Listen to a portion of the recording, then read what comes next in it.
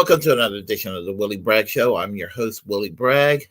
I had a tech issue that I thought was going to take quite a few minutes to resolve, but I quickly discovered what happened and took care of it, nipped it in the bud, as Barney Fife used to say on Andy Griffith, and as Fred Sanford used to say on Sanford and Son. How are you, folks? How are you? We see Earl Laurel here online. How are you doing today? Desert Mantis, how are you? How are you? We have Warren here. How are you doing today? And we have Chuck's Intergalactic UFO Show. Look out for the falling starlight satellites. I can say no more. I've been warned, sir.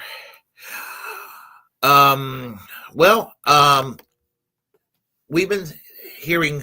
Well, let me do this real quick because the prep work has been done. So I made a little mistake. Gee, who saw that coming? Let me put this here and that there. Sorry about that. Okay, we got it. So anyway, where do I start? The election. We're going to be talking about this election. It looks like for a little while. Not on this show, but who Trump appointed in these positions, and we'll be talking about that probably within the next couple of days, either on my show or on Braggland, or maybe both. We'll see what the vibes are for Friday's show. We'll also see what's going to go on between now and January, with the culture war related aspects to partisan politics. Don't you just hate that aspect of politics in this country? And of course, the blame game, because the Democrats, when they lose elections, who do they always go to when they blame somebody? Well, they always blame the left. And that's what they're going to do here. And the right's going to do this here as well. But the left is going to blame. The Democrats are going to blame the left. They're going to blame Putin. They're going to blame everyone but themselves. Well, the National Review got into the act and decided that they're going to join the shit libs and tell everyone what did it in for Kamala Harris. So, are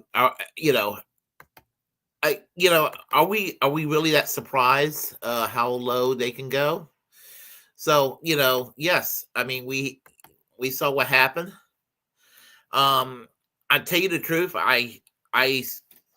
the election results, I saw it going either way. And once again, I am neither delighted nor upset. And if it would have flipped the other way, I would have been neither delighted nor upset. And the reason I would have been neither delighted nor upset in either direction is that, what do they have to offer us? Donald Trump will, he'll give us, unapologetic genocide with him, giving hand jobs to Netanyahu. Kamala Harris, she'll virtue signal her way with the genocide, with the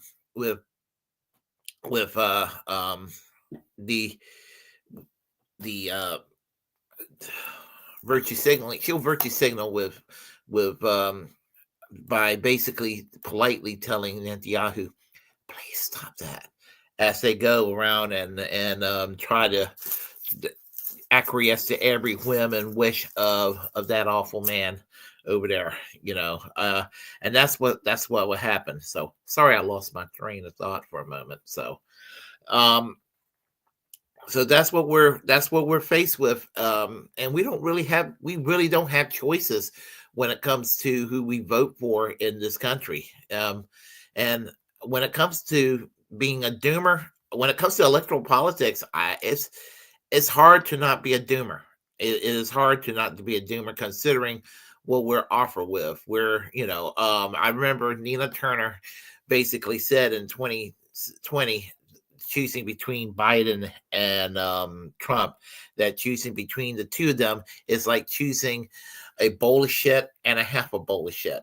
And they held against her in the future Democratic primaries in the 25th district in Ohio. And why? Where was the lie in that? I would say they both turn out to be full bowls of shit, referring to Trump, referring to Biden. So there you have it. Well, we did, but in a way, did we really have Biden as president? I will argue that we had, instead of President Biden and Vice President Harris, what we really had was President Joe Manchin and Vice President Kirsten Sinema. Really, what we had for the past 4 years, and the right wing would think that we had President Bernie Sanders and Vice President AOC, and that shows you how out to lunch they are. And no, they really have nothing to offer either. I'm just saying that this is the perception that they have as well. So both the left and what passed for the left in this United States and the actual right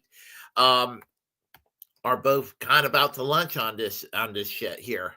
So right here, there's an article from the National Review. I know it's the National Review, but this is what they have to say about the election.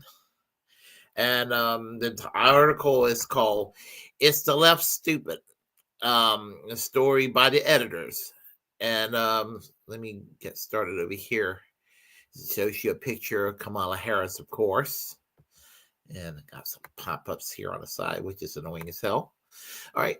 Democrats and their media allies have offered plenty of explanations for Vice President Kamala Harris' stunning defeat that will return Donald Trump to the White House. There's a circular firing squad. Harris allies have questioned President Biden's decision to run for re-election in the first place, rather than announce that he was not running in time for there to be a regular primary. They didn't really do a primary. David Plouffe publicly vented on Twitter, "I refuse to use the one-letter name that asshole Elon Musk used now. You know, that social media platform that most of us are on, that we quote unquote we dug out of a deep hole, but not enough," and then deleted his account. Biden allies, for their part, resent the way he was sidelined from the campaign and questions the confidence of Harris's operations. Axios quoted a former Biden staffer asking, "How did we spend $1 billion and not win? What the fuck?" Okay, here's the thing about it. In 2020, you had a primary with somebody that was winning hands down. He won Iowa. He won New Hampshire. He won Nevada. They were about ready to go into Super Tuesday. And Barack Obama made some phone calls, and he asked all these centrist candidates to drop out to help a senile old man by the name of Joe Biden to put a stop to a certain candidate running. And I'm referring to Bernie Sanders. That's what it came down to.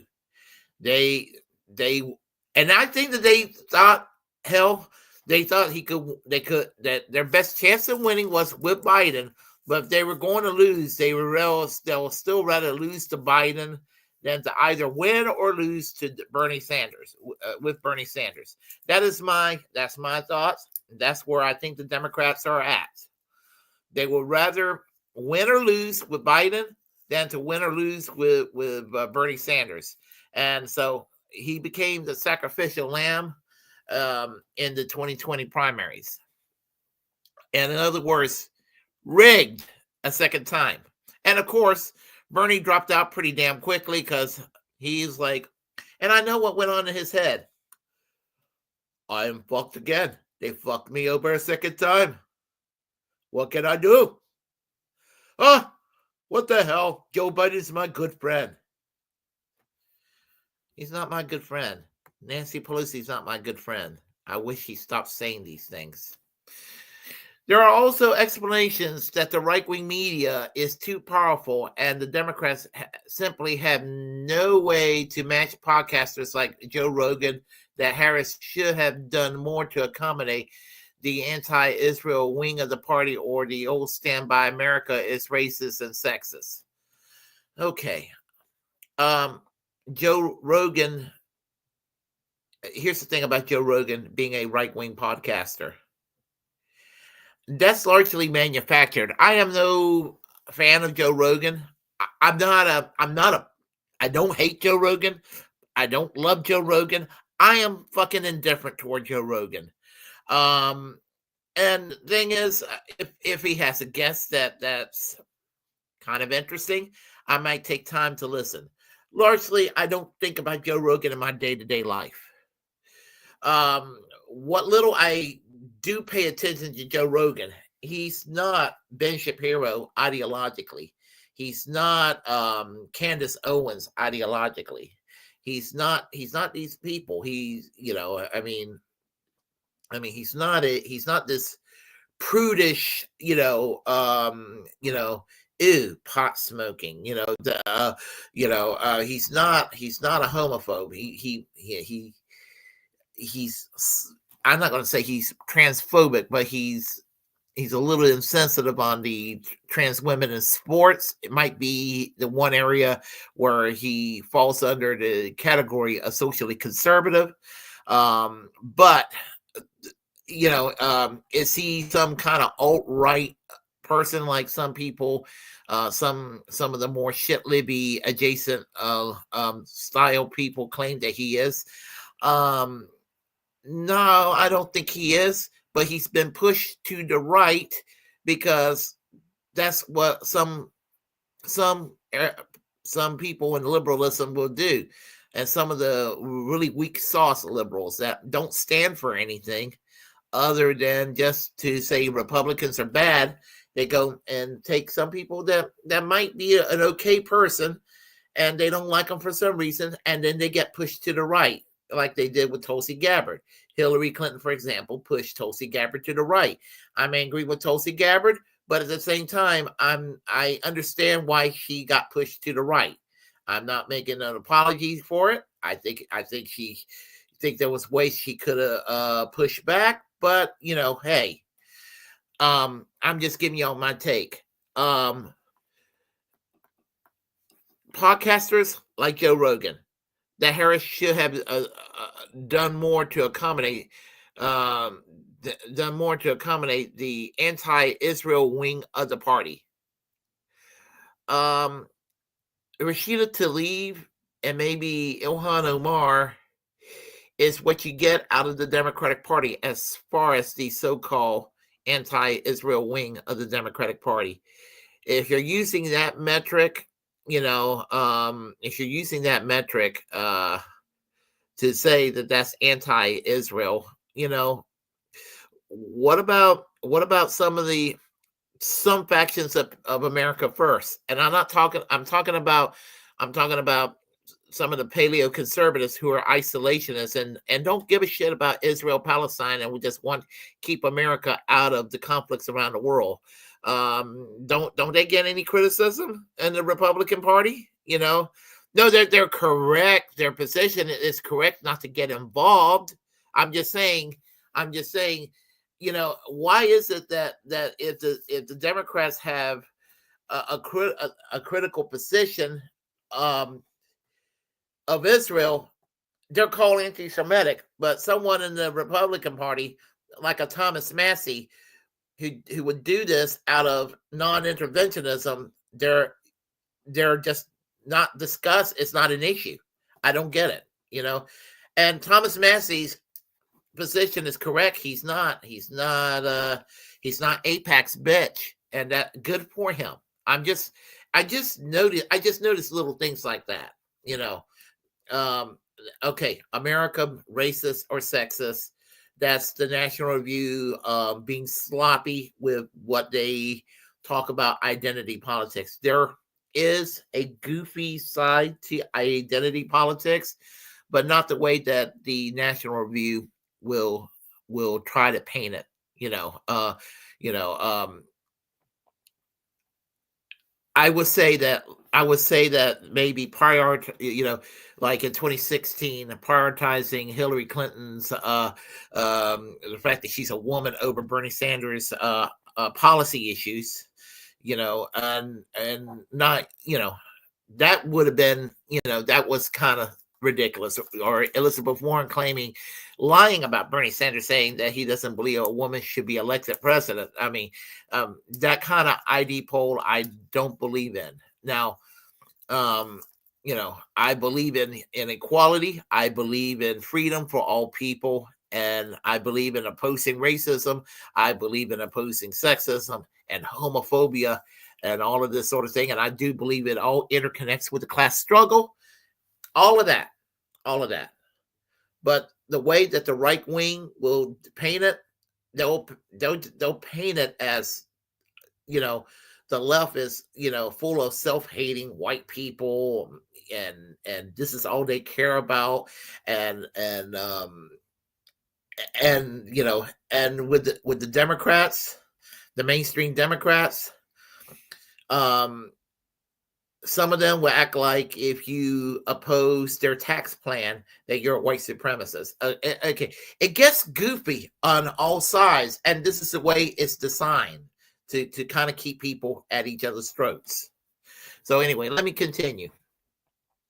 All of these debates are efforts to escape the most obvious reasons of why Harris lost, which is that the left-wing policies are unpopular and they don't work. So that's a little bit of projection right there. Oh, it's the left-wing policies and they don't work. Says who? Define left-wing policies, National Review. Define left-wing policies. Really, things that you don't like, is that what it is? That's what it comes down to, I think, with some of these people. Okay. Harris ran for president in 2019 when the ambitious Democrats believed that all energy in the party was within the socialist wing. That's not true. It was during the campaign that she took the positions that would come back to haunt her over the past several months. Decriminalizing illegal immigration. That is actually not her position. Eliminating private health insurance. Listen, she never favored eliminating private health insurance. She co-sponsored Bernie Sanders' Medicare for All bill, but when she was asked about it in the dirty details, she didn't know what the fuck it was. Okay? She did not know what the fuck it meant to have Medicare for All. And she did, and she passionately supported eliminating private health insurance. I want National Review to know that I would cheer her on if she supported eliminating private health insurance. I want the National Review to know that I, Willy Bragg, love eliminating private health insurance. Get rid of private health insurance.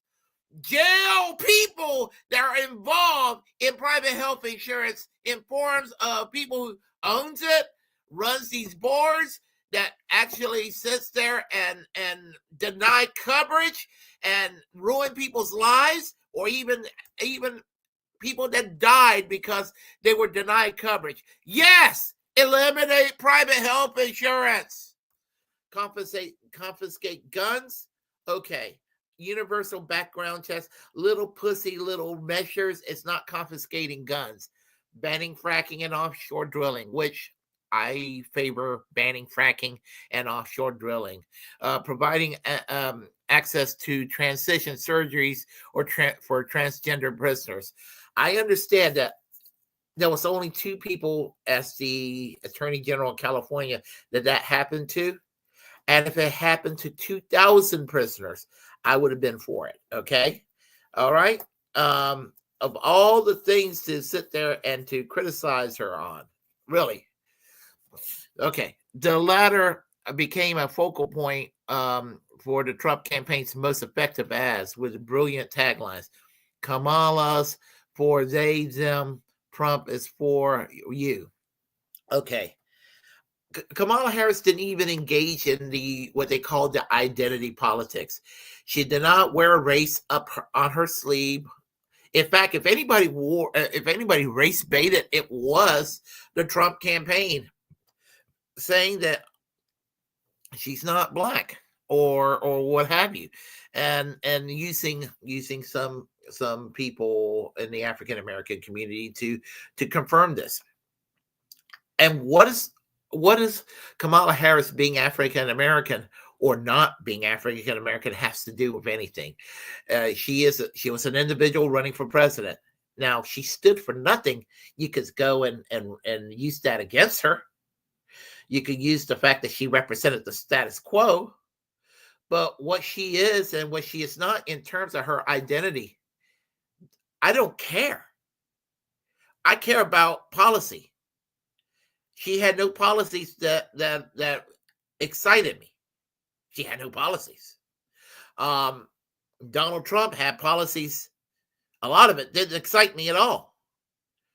So I went with another option other than Donald Trump, other than Kamala Harris. So let me continue. During the 2020 primary, Biden ran explicitly against the crazy Bernie Sanders wing of the party, rejecting a lot of the woke nonsense that Harris and other candidates adopted. Yet, as president, he abandoned the lessons of his successful campaigns and decided to cater to the left. That is bullshit. That is bullshit. For one, Sanders is not woke. Sanders is not part of what they call the woke left. He's not pro-censorship. In fact, you put Bernie Sanders beside the National Review. The National Review supports censorship a hell of a lot more than Bernie Sanders would.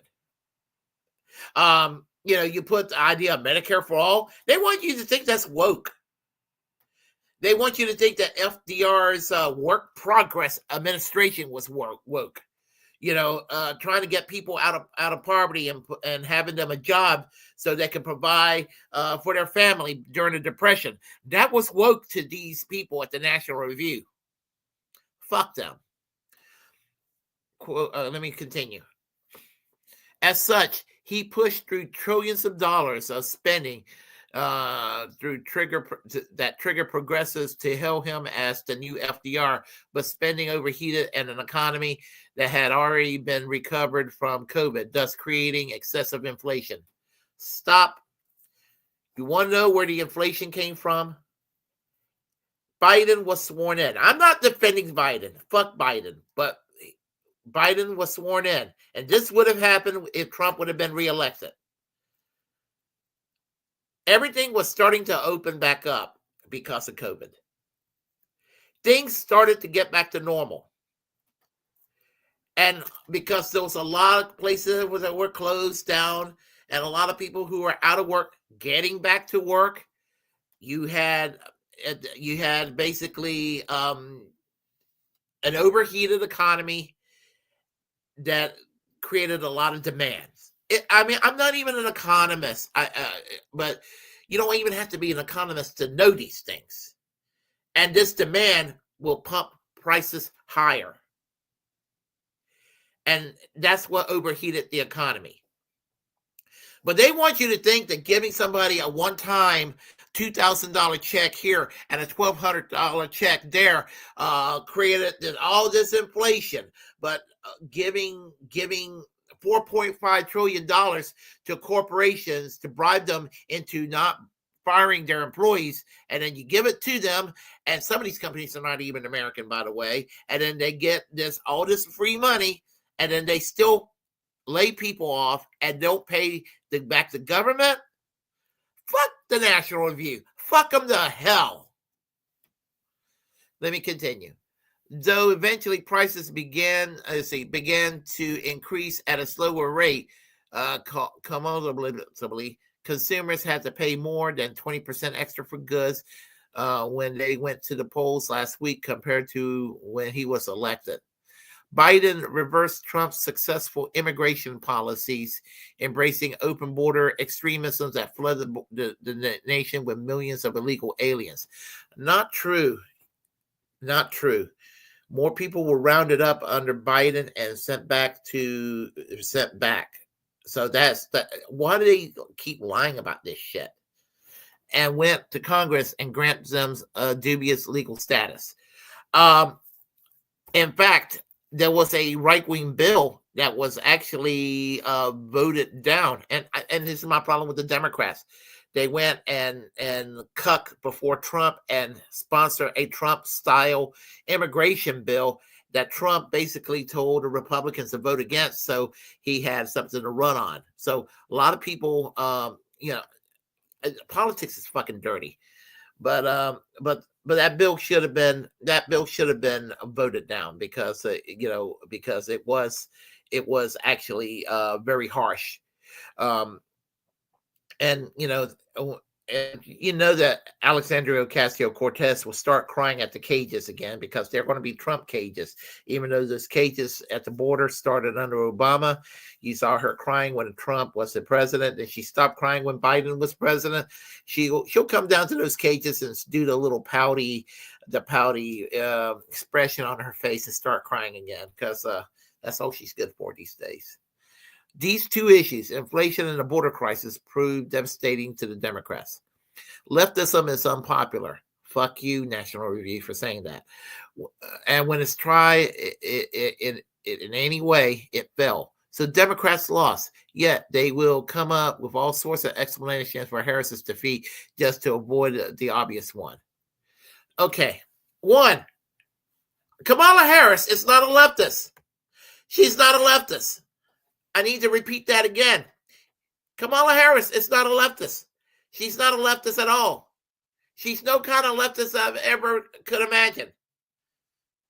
Now, Donald Trump claims she was a Marxist because her father is a social democratic economist at Stanford University. Her father is Jamaican. Her father was an economic advisor for Prime Minister Michael Manley's government in Jamaica, the People's National Party government that existed in the 1970s. He actually was the economic advisor. And the CIA was trying to topple that government at that time. And my point is this. The National Review just did an ugly version of what the cackling bitches from The View would do any given morning during the week. And that's the punch left. And that's basically what they did.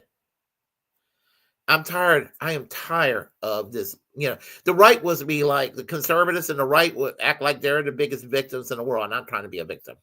But I'm tired of this punching left and the left taking it. But the right will be like, we conservatives, we're not going to take this. All they do is just pick on us conservatives. Well, you know what? The left gets punched at, blamed on, pissed on, peed on, and shit on all the time. And we just sit there and take it. We sit there and take it because, one, we have two options. We could go with a Democratic Party that don't listen to us, or we could go independent where we have absolutely no power, and we had no power when we work inside the Democratic Party. So what the fuck to do? So this is where we're at right now. And I'm trying to be old doomer, but this is the National Review being fucking sore winners. Okay, you guys won. You guys won from the National Review. You're going to get your goddamn Marco Rubio as Secretary of State. You're going to get Mike Waltz as National Security Advisor, and God knows who else in that Trump administration. You're going to get these things. Why are you being sore winners? Why are you being sore winners? I can understand. I understand being a sore loser more than being a sore winner. Not even fucking graceful about it. To the fucking Review. This is what I got to say. I can't even. I'm giving a middle finger, but it's to the National Review. Um, let me do this really quick. So the middle finger could be seen real quick. This is to the National Review. I want the National Review to see that. Okay. All right. And now, oh, hold on. Wrong background. I might use that background later. Where was I? I was using the Dark Shadows background. Here we go. It was right beside it. So there we're at. That's where we're at right now. So, yeah, if you thought that I was actually in the living room of the Collins estate, I promise you that was not the case. I promise you that was not the case. So anyway, that's pretty much what I got to say this evening. I just needed to get that off my chest. I saw that article and it infuriated me. So, and I just needed to get that off my chest right now. So, anyway, how's everybody this evening? I hope everyone's doing well. Let's see, Earl or Laurel, how are you? Okay, all right. Do we have anybody else here that showed up? All right. I'm gonna scroll down, see if we have any more people. We have Max Sarjay. How are you doing, my friend? We have Peace Dub. How are you?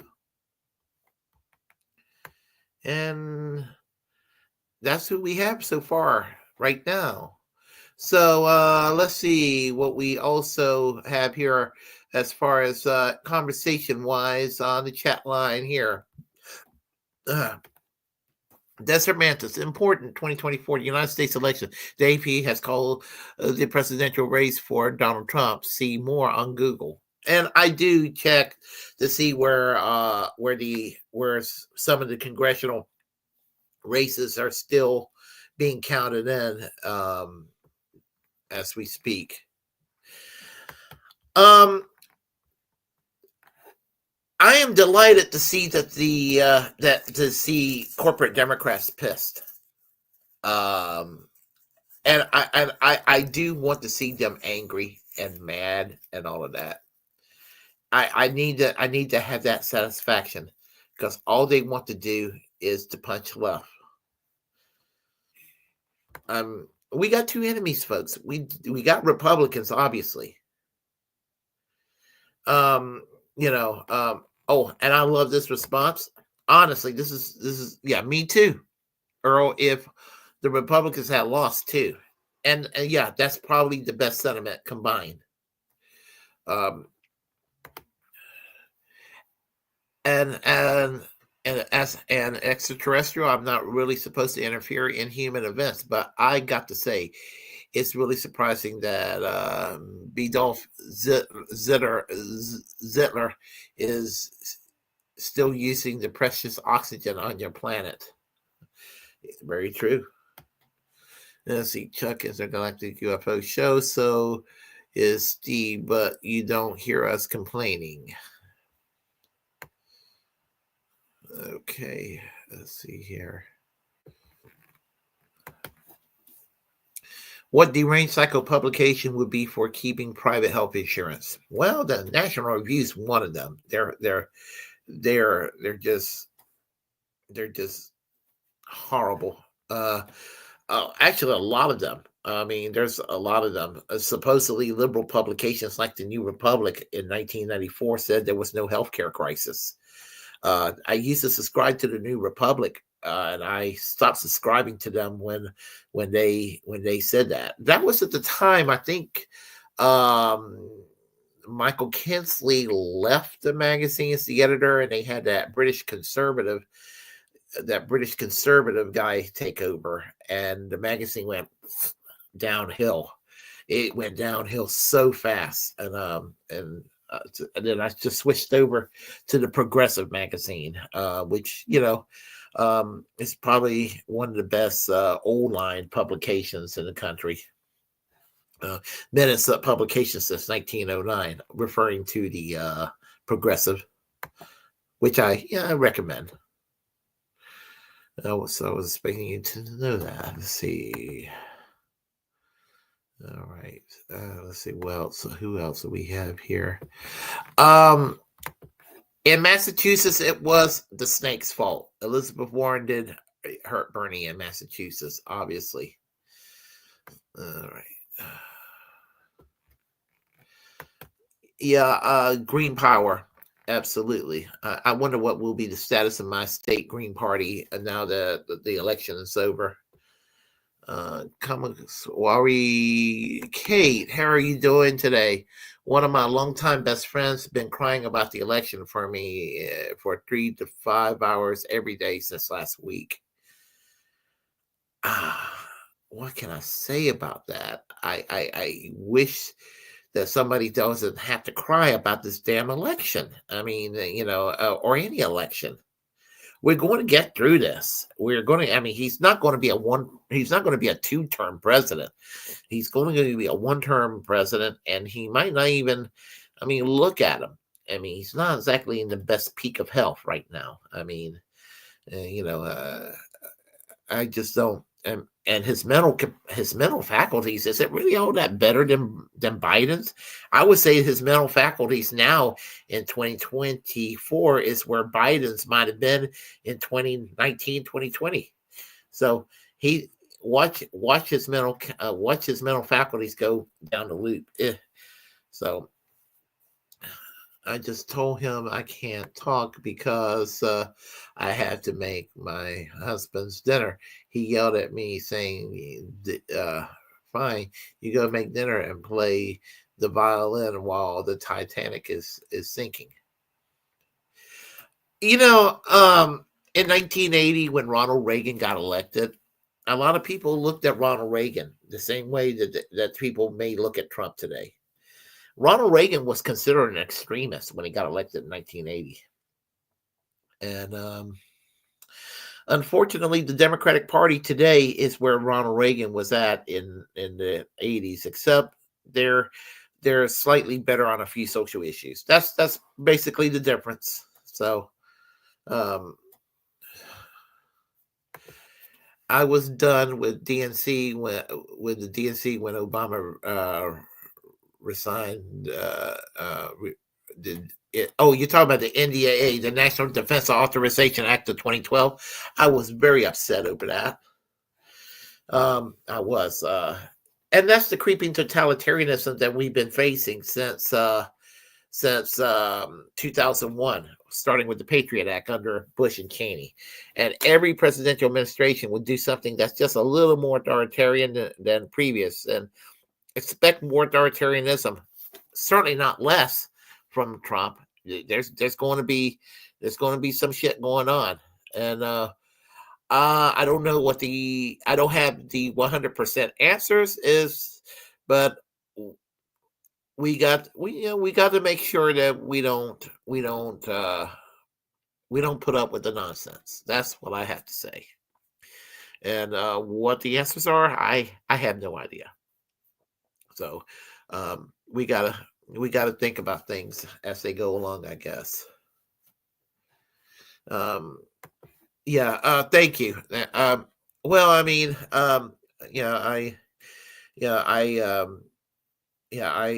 that's what I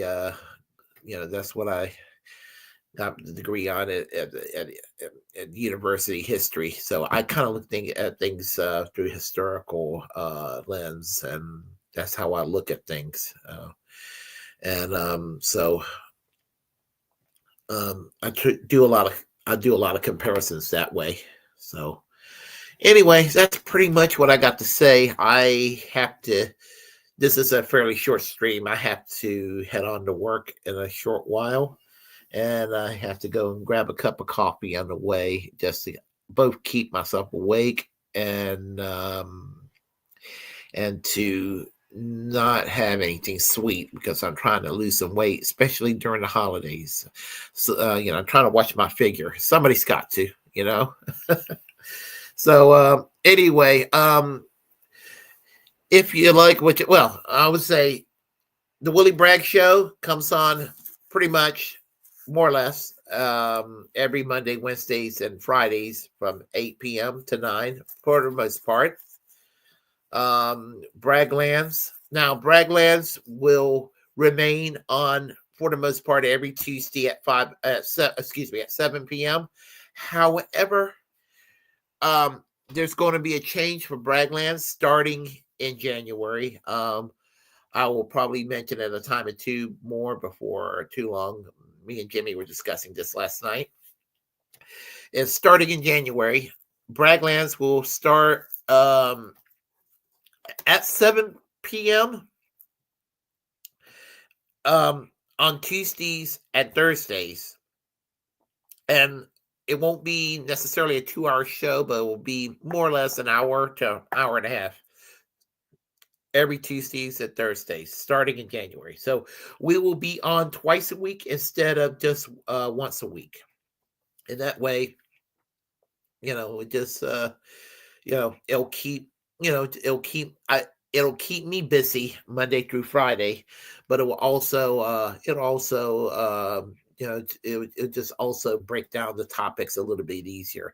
And what I like about doing with Bragglands is that I can just focus on more than one topic, because Willy Bragg show here, for the most part, I just do pretty much one topic and focus on that.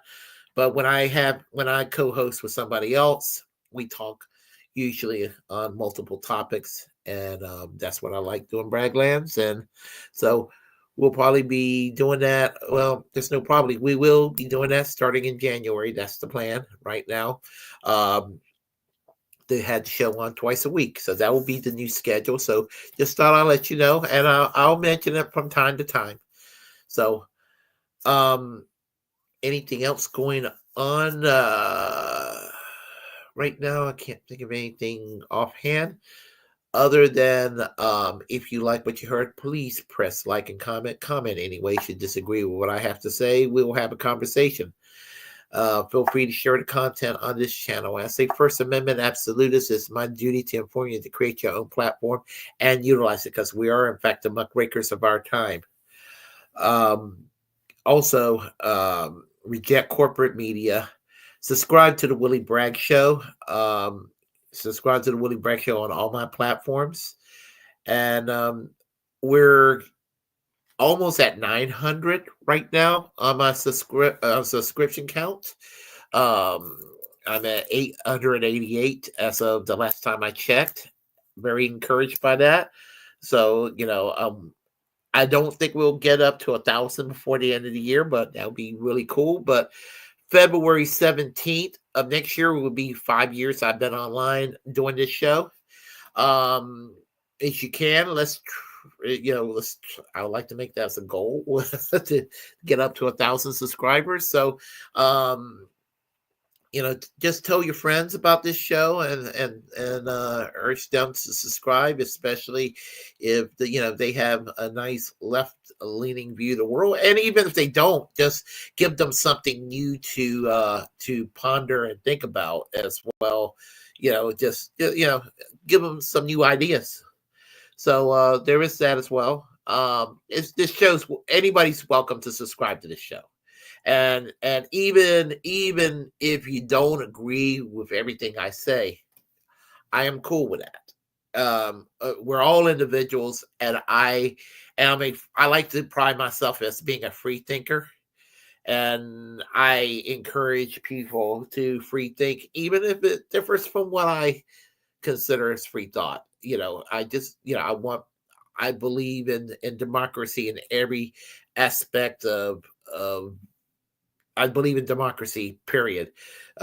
Democracy of oneself and democracy in life, at the job and in society. I just believe in the whole idea of democracy right down to its very core, and to live it. And So as I said, if there's any disagreement with me, I don't get my feelings hurt or anything like that. Even if it's a large disagreement, we're free on the Willy Bragg show to agree to disagree, and hey, that's okay. That's okay. I